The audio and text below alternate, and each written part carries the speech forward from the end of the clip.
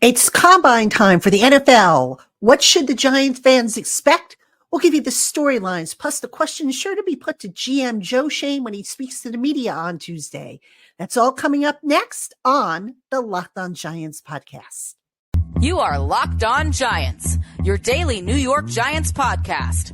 Part of the Locked On Podcast Network, your team every day.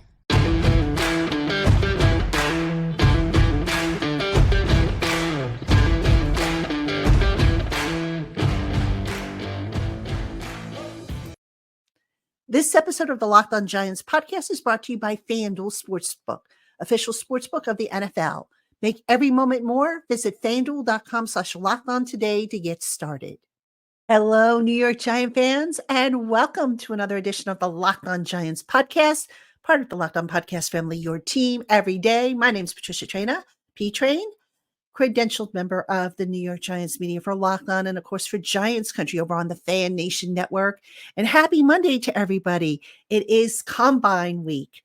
And first, I want to send a shout out, as always, to my everydayers, my Blue Crew community members, my newcomers, and everybody in between. You are all appreciated and loved by yours truly. Thank you for making us your first listen of the day, or if you watch on YouTube, your first watch of the day. And again, it's Combine Week, so much for an off season for the NFL.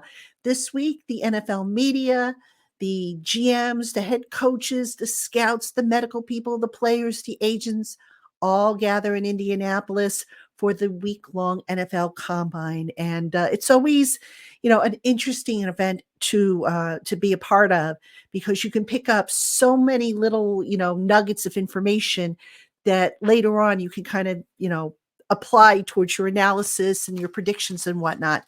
But on today's show, we are going to take a look at the biggest storylines for the New York Giants at the Combine.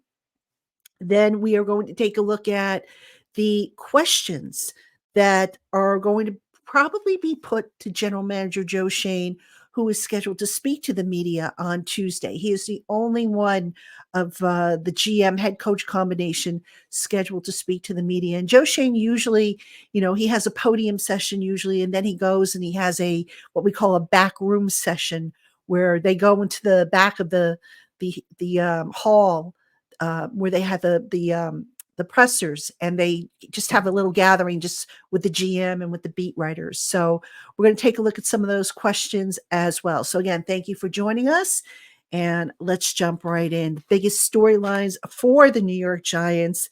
I think we've got to start off, obviously, with the upcoming negotiations. Now, Schoen, of course, spoke on a radio interview. I think it was Sirius XM a couple weeks ago, that, he said that come the Combine, he would sit with Saquon Barkley's representatives. He will probably sit with Xavier McKinney's representative and see if they can't figure out if they're in the same ballpark. Now, of the two, of McKinney and Barkley, I think Barkley probably has the better chance of remaining a Giant. And this has nothing necessarily to do with the unexpected and unprecedented increase in the NFL salary cap, which is now like $255.4 million, much higher than what anybody actually anticipated. But you just get the impression there are like little signs that Barkley and the Giants may come out with a deal that is friendly for the Giants. Now, I don't think the Giants are going to spend big money to retain Saquon Barkley. He is on the downside of his career. I don't get the impression that Joe Schoen feels it's a wise investment to pour a lot of financial resources into the running back position. So, but if they can somehow work out a team-friendly deal for Barkley, where he's getting paid, but is it going to be $10 million a year? No, I don't see that happening. Is it going to be $16 million a year? I definitely don't see that happening. But if they can get him somewhere between, I would say, maybe 7 and 9 per year on a 3-year deal with $15 million guaranteed, the third year being a voidable year, I think that'll get it done. And I just, Barkley has said he wants to be a part of this team. He wants to end his career as a Giant. McKinney, on the other hand, he wants to go where the money is. He wants to go where he is going to be respected. I do not get a sense that he's going to be back. Now, I know there was a report by the New York Post that maybe the Giants used a transition tag on him. It's possible, but I'm going to be very surprised if they do. I'm not so sure it makes sense to do it that way. If you want him back, that's one thing. And I do think they're going to, at least have a conversation with his agent and see if, there's an interest in what the agent is thinking. But if they're thinking, top dollar, McKinney's not coming back. Unlike Barkley, McKinney hasn't been saying that he wants to be a Giant for life. He wants to go where the money is. And I still think that he is not coming back. All right. What are some other storylines as they relate to the Giants? Well, obviously, a big part of the combine is going to be the medical reports that they gather on certain prospects.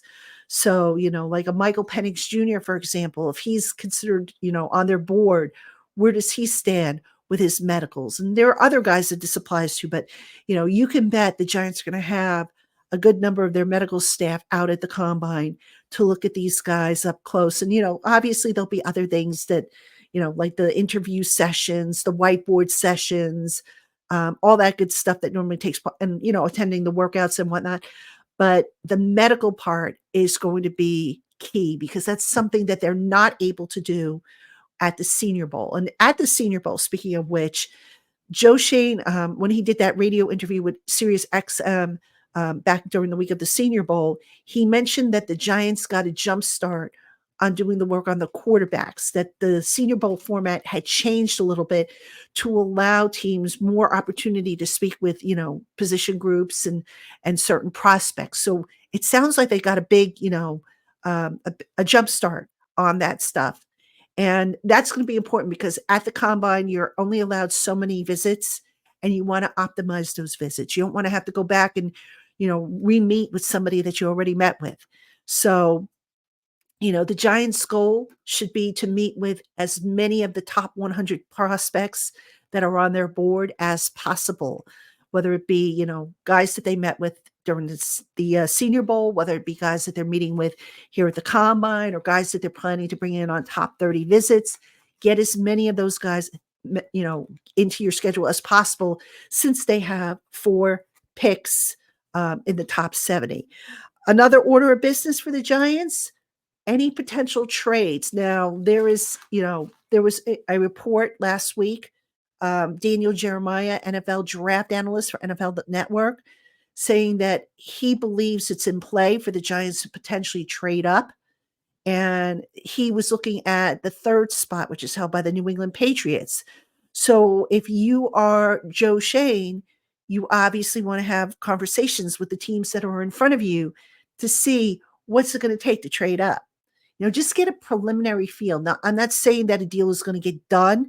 I don't think it's going to get done this week because obviously, if the Patriots, they've got to get their quarterback in place. They need a quarterback just as bad as, any of the other teams at the top of the draft order. So the Patriots, if they're planning to go the veteran route, which has been reported to be the way that they're going to go, and they can accomplish it, at least plant the seeds to say, okay, you know what, if we get our guy in free agency, we're going to be looking for, the number 6 pick. We're going to be looking for both of your number 2s and, let's say, for example, a 2025 first round pick, to which the Giants will probably say, no, you're not getting our first round pick. We'll give you our second round pick in 2025. So there's going to be some haggling and some, preliminary parameters set down for potential trades, stuff that, they'll revisit as they get a little closer to the draft. All right. What else do we need to keep an eye out for regarding Giants storylines? Contract restructures, extensions, and terminations. All right. So we all believe that Mark Lewinsky is going to be a cap cut. Usually, if I remember correctly, last year, it was during the combine. That's when they started cutting guys. They notified the agents in person that they were going to cut guys. So I expect news of that to come this week, of any cap cuts they're going to make. There's also the potential for, obviously, extensions. I'm thinking in terms of, receiver Darius Slayton. Might he get an extension to help lower his cap hit? That's a possibility. As far as, Darren Waller, who has a pretty high cap number, I think he's got I want to say the fourth highest cap hit on the Giants. It's like 14 million plus. If they need to restructure that deal, they can. A team can go and they can convert the base salary into a signing bonus that prorates over the life of the contract, the remaining life of the contract, that is. I don't know that the Giants will look to do that. I think if they're going to restructure anybody, it makes sense to do Dexter Lawrence and or Andrew Thomas first, because those guys are going to be with you. They're not going anywhere. Waller, I don't know if he's going to be here beyond this coming season. I think he will be here in 2024, but beyond that, I'm not so sure if he will be here. So those are some of the storylines that we'll be keeping an eye on, as well as, any potential rumors or anything that pops up regarding trades, regarding potential free agent moves. It's too early for the tampering period, the legal tampering period. That's still, a couple weeks away, but little things usually tend to pop up that we file away for later on. So we'll see what comes of that. All right. Now, coming up next, Joe Schoen speaks to the media on Tuesday morning. What are some questions that he needs to answer, that he's likely to be asked? We're going to give you some of them starting in the next segment, so don't go anywhere.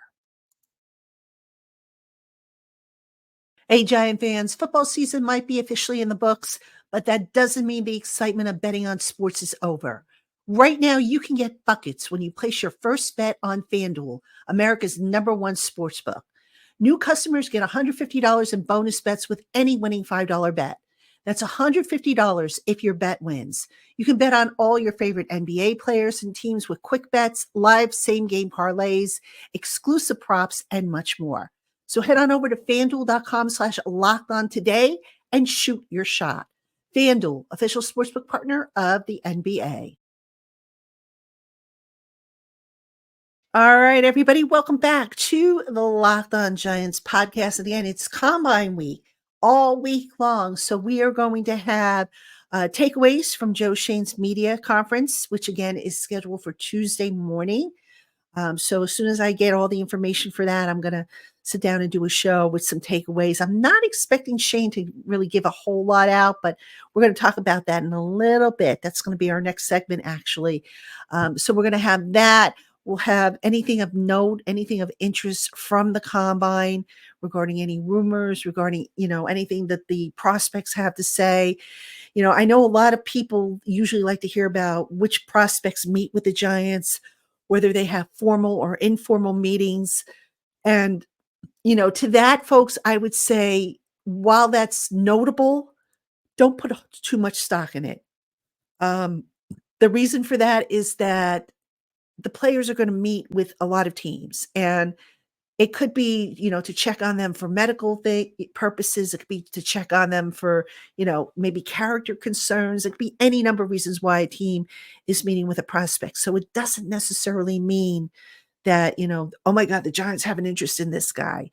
So just, we'll try and keep track of all that for you. But don't get too excited either way if they meet with somebody and they don't meet with another guy, because it doesn't necessarily mean anything right now. So anyway, let's get into some of the questions that Joe Schoen needs to be asked and hopefully will answer. Now, in the previous segment, I talked about one of the storylines being the Xavier Mckin and Saquon Barkley contract negotiations. I can pretty much write this answer for you right now. I'm sure Joe is going to be asked about it. Remember, he's not getting into the combine probably until, I want to say, Monday night. I don't know when Saquon's representatives are getting in, but my guess is by the time Schoen gets to the podium on Tuesday morning, he will not have had a chance to sit face-to-face with either representative. So when he's asked about that, I'm willing to bet he says, I haven't had that chance, but we're planning to meet later in the week. And again, keep in mind that the one media session, you've got the media session with the podium on Tuesday morning. After that, probably a back room session. And then that's it. Joe Schoen is not talking the rest of the week. The next time there's any sort of availability will be at the owners meeting. And that's when Brian Daboll, who is not scheduled to talk at the combine, that's when he will speak. So we probably will not get an update on Mckin or Saquon. All right. Now, some other questions that I think are going to pop up for Joe Schoen. Does he have any concerns about Brian Daboll's communication style that, were responsible for him allegedly listening in on the headset at times last season? That's going to come up. I can guarantee you that topic is going to come up. It was a big story coming out of the end of the season about Daboll's demeanor, his fiery, demeanor, his temper, whatever you want to call it. And, there was a lot of detail disclosed by both the Daily News and the New York Post regarding some of the behind the scenes stuff. And, the story has died down, obviously, but I have a feeling these are questions that are going to pop up again. And I can't sit here and tell you how Joe's going to answer it, but my guess is he's probably going to say, he likes to just kind of do spot checks. So if I had to take a guess, he's definitely not going to say, oh, I definitely had concerns about how Brian was talking to the coaches, so I wanted to hear from myself. He's going to pass it off as assuming he even admits to it, he's going to pass it off as, I just listened in to hear, the flow of the game and get a sense of what they were thinking. A big question that I think he should be asked, why is he still backing Daniel Jones? Now, look, Daniel Jones, just to be clear here, Shane has said that when Daniel Jones is healthy, the expectation, that's the key word, ladies and gentlemen, expectation is that Daniel Jones will be the starter. Expectations can change, right? So if they get, a better option, let's say a veteran free agent who has a little bit better track record and Jones is still iffy, well, you start that guy and you let him play for as long as he wins. No sense of, just starting him and then he's winning and then all of a sudden, oh, look, Daniel Jones got the green light. So, we're going to pull the starter who has won us a couple games for Daniel Jones. All right. The other thing with Daniel Jones is his health history. Now, the Giants, I get the feeling that the organization still believes in him. And that could very well be, because the young man is rehabbing from a devastating knee injury. It could be a psychological boost for him. I don't know the reason for it, but what I do know is this. The organization has got to have concerns about Jones's injury history. He's one more neck injury away from potentially having his career end. His ACL, even if he rehabs that fully, which he is expected to do, how much is that going to affect his running ability, which is a big, big part of his game? So I think it's a very valid question to ask Shane. Why are you so willing to back Daniel Jones, given the circumstances? And I think, again, I think it's a psychological thing. They're not going to sit there and say, well, we have our doubts or anything like that. They're going to do that. They're going to be positive because, Daniel's been working his tail off to get better and to get back as quickly as he can. And I don't think that the team, the team's brass wants to sabotage that. All right. Another question that needs to be asked. Why are they still so convinced that Evan Neal can be a right tackle? Now, I know Shane was asked that at the end of the year, and he said, he's done it before. He did it in Alabama. Yes, he did. But that was several years ago. Okay, that was 3 years ago we're going on? And the technique was a little different. If you watched the tape, you saw that Evan Neal was a little bit more upright in his pass pro. Whereas when he came to the Giants, they had him more on an angle, which was not a good recipe, by the way, for a guy with balance issues. So, the other factor here is the Giants have a new offensive line coach in Carmen Brasillo. This Carmen Brasillo, who, by the way, is not scheduled to speak to the media, but what does he think about all this? Is he going to have a say in where Evan Neal plays? He should. And if he does he think Evan Neal is best suited for right tackle? Or does he feel that, hey, let's move him inside to left guard, put him next to Andrew Thomas, and maybe he's going to function a lot better there? So that's a question that definitely needs to be asked, in my opinion. and I'm sure will be asked. Obviously, there's going to be questions about, the draft class. And as a matter of fact, we'll continue in the next segment. I'll speak specifically about questions about the draft class coming up right after this. This show is sponsored by BetterHelp. A lot of us spend our lives wishing we had more time. The question is, time for what? If time was unlimited, how would you use it? The best way to squeeze that special thing into your schedule is to know what's important to you and to make it a priority. Therapy can help you find what matters to you so you can do more of it. And if you're thinking about starting therapy, give BetterHelp a try.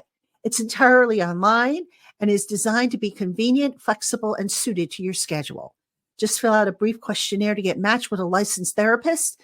And if you find your assigned therapist isn't a match, you can switch anytime for no additional charge. Learn to make time for what makes you happy with BetterHelp.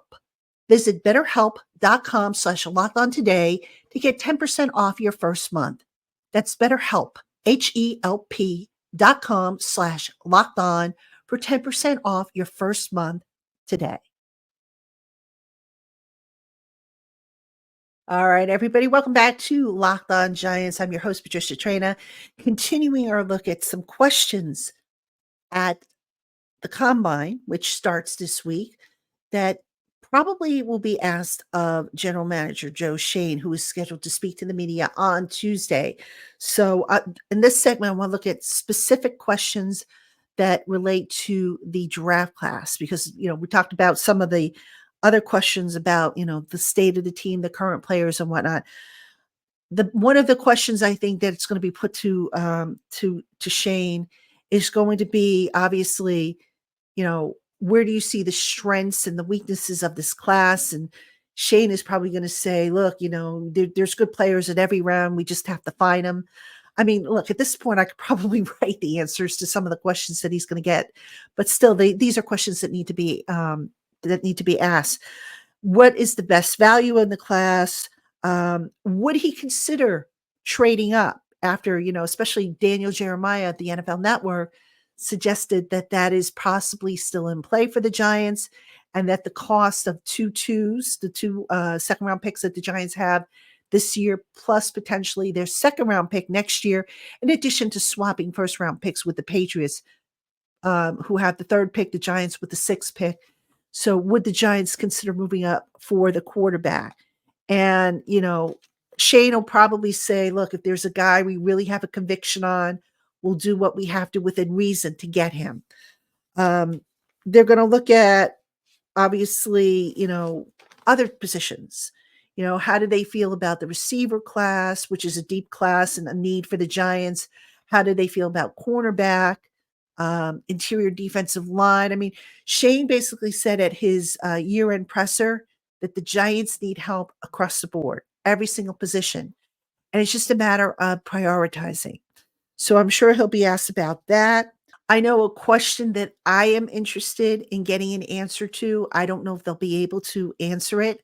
And hopefully, there'll be an opportunity to get the question asked, is these injuries. They hired Aaron Wellman to come back. What are their findings? Because look, the injury situation has just been ridiculous with this team.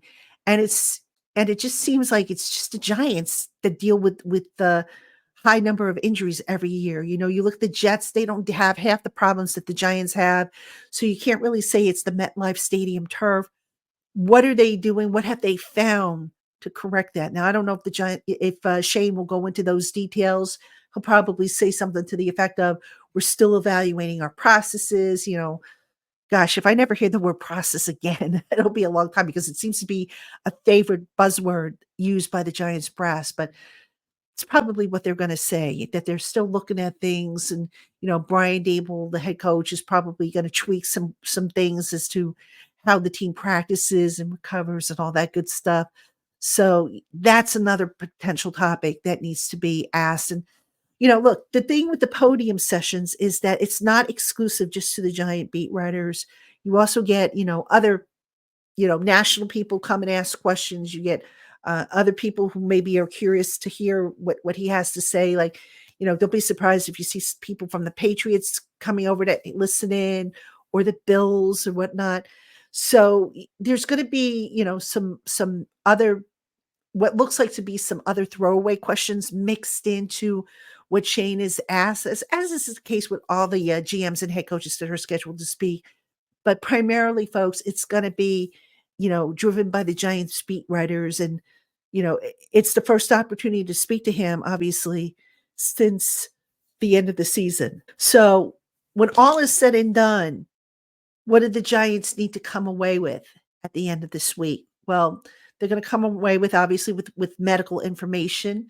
They'll be able to look at some of the drills. And of course, we will have our takeaways on, the stock risers and fallers. I'm hoping to have Coach Gene Clemens on to talk about all that stuff. We'll have content over on Giants Country about that. But overall, folks, this is a big combine for the Giants, because year 3 of the Shane and Daboll era, they got to get this right. They got to get this draft right. All right. They have to hit this class out of the park. They've got to make smart free agent decisions. They're not going to get everything done that they probably want to get done, because no team ever does. There's usually a curveball that's thrown in, a guy that maybe you're thinking you're going to get back, and then he goes elsewhere, or maybe a guy that you didn't think you were going to get back and he returns. There's just so many twists and turns that go on. And, one of the beautiful things about the combine, like I said, is you've got all the GMs, you've got, the scouts, you've got the agents. They're all in one building. So there's just no shortage of information if you kind of know, if you keep your ears open and your eyes open. So lots to cover. Lots of questions that need to be answered. We're going to start to get some of those answers this week. And we will, of course, bring you all the updates from the combine as we get them. We'll continue our look at the position previews, because we started it last week and we had to kind of interrupt it a little bit for our Friday show where we had OC Miura on. Hope you caught that interview, by the way. It was a really good interview, I thought. OC did a great job. So anyway, keep it here on the Locked On Giants podcast for a lot more on the New York Giants. And don't forget to keep it also here on our YouTube channel, where if we have breaking news, we will put shorts up with instant reaction and whatnot. So all that and more is coming up this week. Thank you, as always, for tuning in to the Locked On Giants podcast, making us your first listen of the day, or if you watch on YouTube, your first watch of the day. I'm Patricia Traina, and I'll see you tomorrow with a recap of Joe Schoen's press briefing.